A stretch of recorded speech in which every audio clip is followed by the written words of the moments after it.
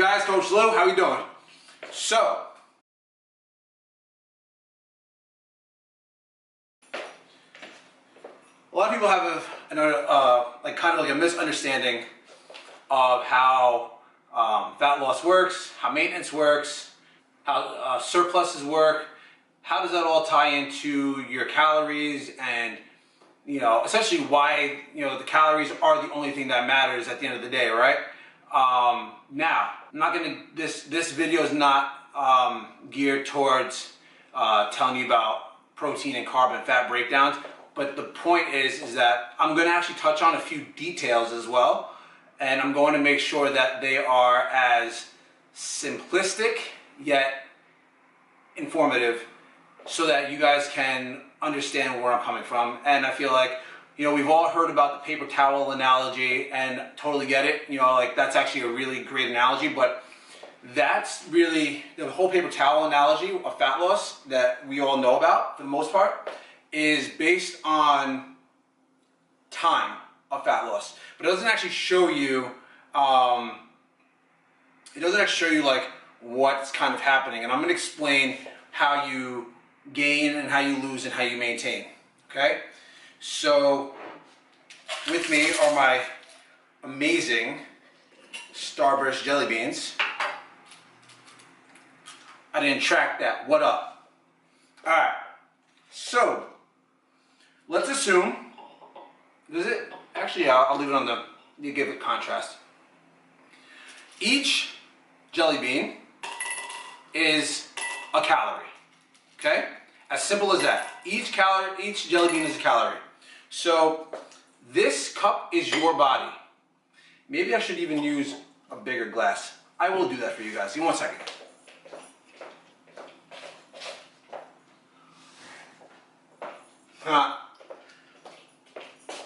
I know everybody wants wine. All right. So each of these, this is your body. This glass is your body.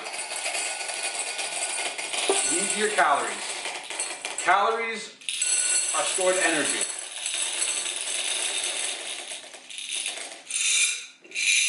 Okay. Whoops. Not there yet. Okay.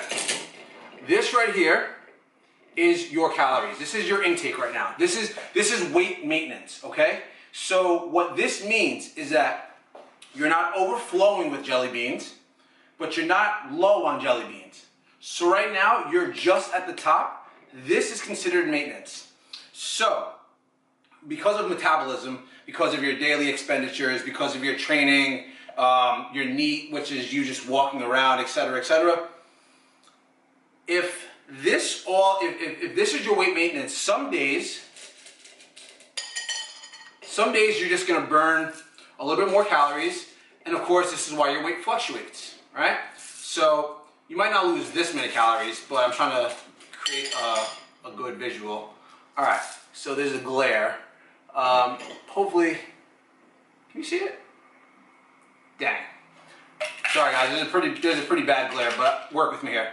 So if the jelly beans are here, and you have all this left, right? That's some of the calories you burned. Again, we're still in weight maintenance though, okay? So this, you're back at maintenance. Now, let's say you're continuing to eat, but then there are days that you aren't obviously burning as many calories as you're intaking. It's okay, so you might be in a slight,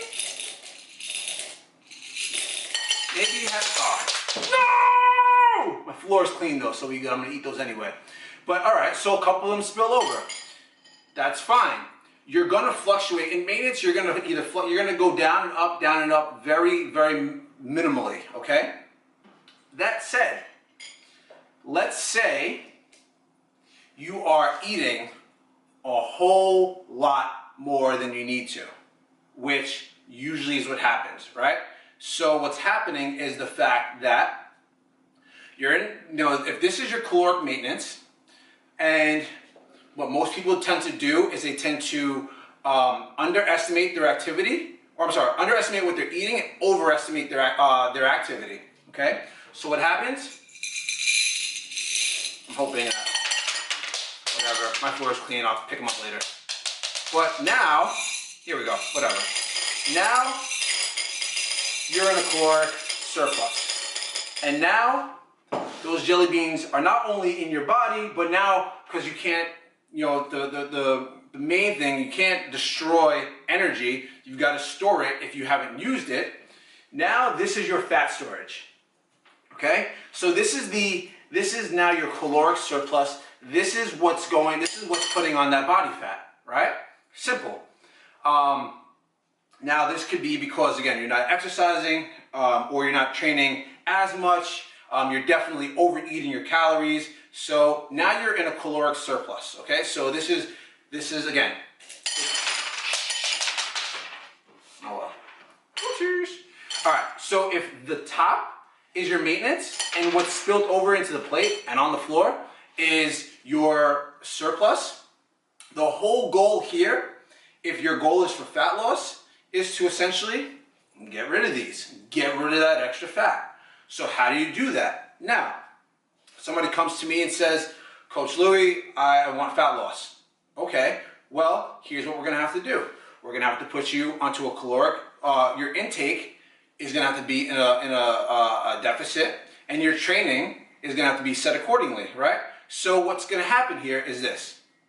You're going to weight train, of course, perform a little bit of cardio if necessary, if you want to, if you're, you know, you're gonna increase your energy expenditure. You may wanna go for a hike, you might wanna go for walks, you know, you might wanna go ride your bike, whatever. You might wanna do a circuit. So what I'm trying to get at here though is this.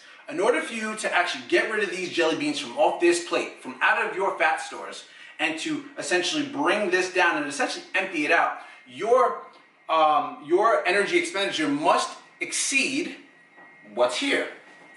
So if these are all your calories, if all these jelly beans are your calories, and now you're at the gym 2-3 times a week, boom, boom, boom, just squatting down and yada, yada, yada, and doing all the good stuff, great.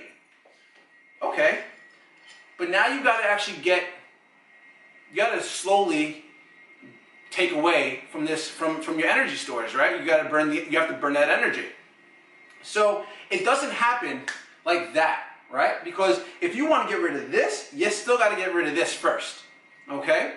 And that's why most people will say, oh, you know, for the first 2-3 weeks, the scale hasn't moved. Well, the reason why the scale hasn't moved necessarily is because your body's not in a deficit yet to drop that fat, drop the weight, okay? So, all right, let's say you're training week 1, bang, bang, bang. Week 2, I did a little bit of cardio. Okay. Now we're working. Now you're slowly getting rid of some of those fat stores, okay? There's a few less on this plate. You still got some in the plate. That's fine. This is your stored energy. This is your surplus stored energy, right? You're still in. So think of it this way. This is actually a key point that I want to get to.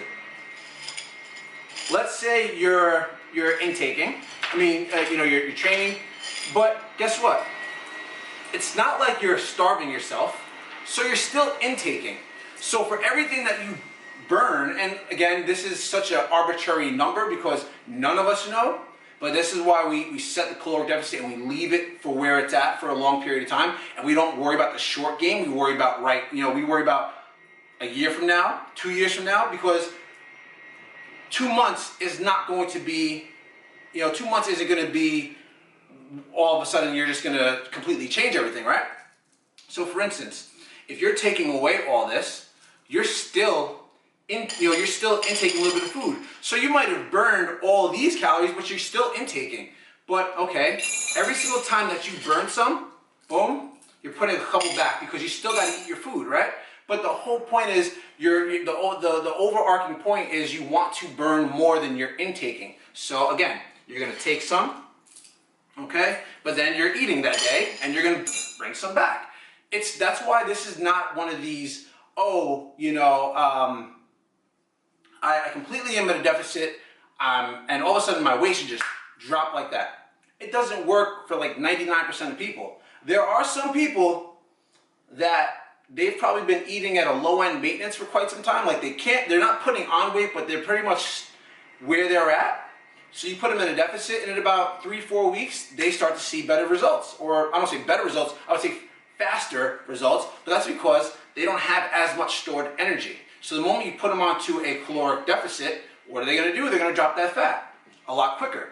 But for a lot of us, that's not the case. We've overeaten and have a ton of stored energy. Okay? So, all right, we're working out. Boom. Week 3, week 4. Boom. Okay? Whatever. Now, we still got some overflow in that stored energy, but we don't have that here anymore.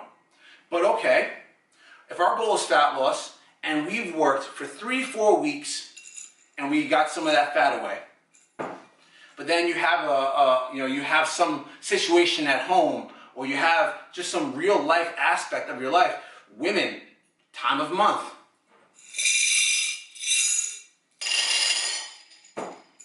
You still lost, but sometimes you're going to gain it back. This is why it's not a linear thing. So now, what do you got to do? Continue on with the movement. Boom. Continue training. Continue eating. You're going to add some back. Continue training. Boom. Continue eating. You'll add some back, all right? All right, and then one day, again, you're going to get back to that place where you're like, all right, you know what? I had a really bad week, but I'm back to where I was before. Fine. Okay. So now we're back at just about maintenance. Okay? We're at a full glass right now. We're not overflowed, but it's still full. The goal for fat loss is to get rid of as much as we can, healthily and efficiently, right? So, okay, continue on. Maybe you're 3, 4, no, don't drop on the floor. Maybe you're 3-4 months into it. Okay. Now you're starting to make some, make some moves, okay? And let's say you're really on point with your nutrition, you're doing everything you got to do. Okay, we're going to take some more calories away. This is your stored energy. This is your calories. Okay, but again, can't forget, you're still eating, so you're still going to be bringing some of that back. But you're much better than where you started. Okay, so now what do? We keep on working. We keep on working. Boom, and maybe we put a couple back. All right, and then we take some more away. Okay, and then maybe we add a couple more back. Remember, the goal here is you want to maintain your deficit, but knowing you're going to be intaking calories, intaking food, you still have to burn through that and your stored energy. Now, how was I going to say this? Now, for instance, let's say, now, some of you might look at this and say, oh, you really didn't lose that much off the glass. And if you're just coming in, you definitely haven't seen what we started with. So remember, the reason why we go into maintenance is because this might now be your new maintenance, right? You have a little bit lower than you first started. You might want to maintain that. And again, that's why you want to you want to let your metabolism recover. You want to let your hormones recover. You want to let that stress on the body recover.